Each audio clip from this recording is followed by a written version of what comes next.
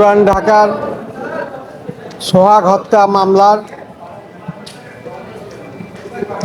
গল্প আপনারা জানেন, গত 9 জুলাই পুরান ঢাকার সোহাগ হত্যা মামলার বিষয়ে আমরা সকলেই অবগত হয়েছি এবং সোহাগ নামে এক ব্যবসায়ীকে যারা চাঁদাবাজ তারা নির্মমভাবে হত্যা করেছে। এর পরিপ্রেক্ষিতে একটি এজাহার হলেও প্রকৃত আসামিদের নাম দেওয়া হয়নি, যেটা ভিকটিমের সন্তানরা মিডিয়ায় বলেছে।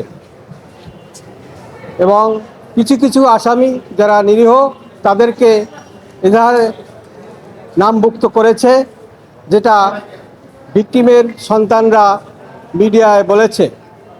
এবং পত্রপত্রিকা আমি নিউজ দেখে, মিডিয়ায় সন্তানদের বক্তব্য দেখে আমি আজকে একটি রিট পিটিশন দায়ের করেছি এবং সেই রিটে আমি চেয়েছি যে পুরান ঢাকার সোহাগ হত্যা মামলায় যে নির্মমভাবে হত্যা হয়েছে, সেই হত্যাকাণ্ড কীভাবে ঘটিল এবং কারা কারা আসামি হবে এ বিষয়ে একটি জুডিশিয়াল বিচার বিভাগীয় তদন্তের জন্য আমি প্রার্থনা করেছি।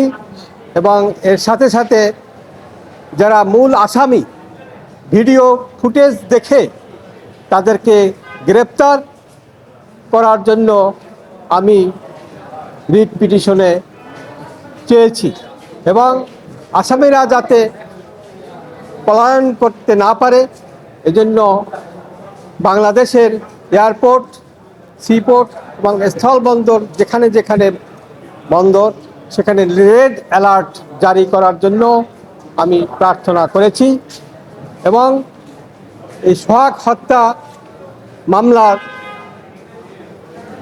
যারা ভিকটিম, তাদের সন্তান, তার পরিবার, তাদেরকে যাতে যথাযথ ক্ষতিপূরণ দেওয়া হয় এ বিষয়ে আমি প্রার্থনা করেছি। এবং সাথে সাথে এই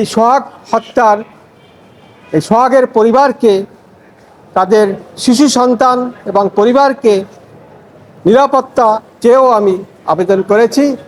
এবং আমি এই সোহাগ হত্যার মামলার বিষয়ে আমি বাংলাদেশের সকল জনগণের নিরাপত্তার এনশিওর করার জন্য আমি প্রার্থনা করেছি এবং সেখানে বলেছি বাংলাদেশে সর্বত্র চাঁদাবাজ, হত্যা, লুণ্ঠন এটা অনবরত হচ্ছে এবং মানুষের লাইফের কোনো সিকিউরিটি নাই এবং মানুষের জানমালের সিকিউরিটি এনশিওর করার জন্য, নিশ্চিত করার জন্য আমি এই রিটে প্রার্থনা করেছি। এবং আমি আরও একটি প্রার্থনা করেছি, এই মামলাটি একটি গুরুত্বপূর্ণ এবং এই মামলাটি একটা জঘন্যতম একটা হত্যা এবং এই হত্যা মামলাটা আমি হাইকোর্টে বিচারের জন্য একটি প্রার্থনা করেছি। আমাদের সংবিধানের 110 অনুচ্ছেদে আছে, নিম্ন আদালত থেকে যে কোনো মামলা ট্রান্সফার করে হাইকোর্ট সেটা বিচার করতে পারে। আমি এই সমস্ত তুলে ধরে রিট করেছি। 2013 সালে আপনারা জানেন পুরান ঢাকার বিশ্বজিৎ হত্যা মামলা এভাবে প্রকৃত আসামিদের গ্রেপ্তার করতো না, প্রকৃত আসামিদেরকে এধারে নাম দিয়েছিল না। আমি রিট করে সেই প্রকৃত আসামিদেরকে চার্জশিটভুক্ত করেছি এবং এ বিষয়ে হাইকোর্টেরও একটি আদেশ ছিল।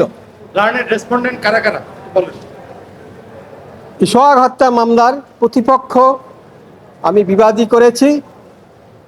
সরকার ইহার পক্ষে স্বরাষ্ট্র সচিব, সরকার ইহার পক্ষে আইন সচিবকে করেছি এই কারণে বিচারের বিষয়, এবং স্বরাষ্ট্র সচিবকে করেছি তারা আসামিকে গ্রেপ্তার, এছাড়া আইজিপি এবং কোতোয়ালি থানার ওসি সহ মোট 6 জনকে বিবাদী করেছি।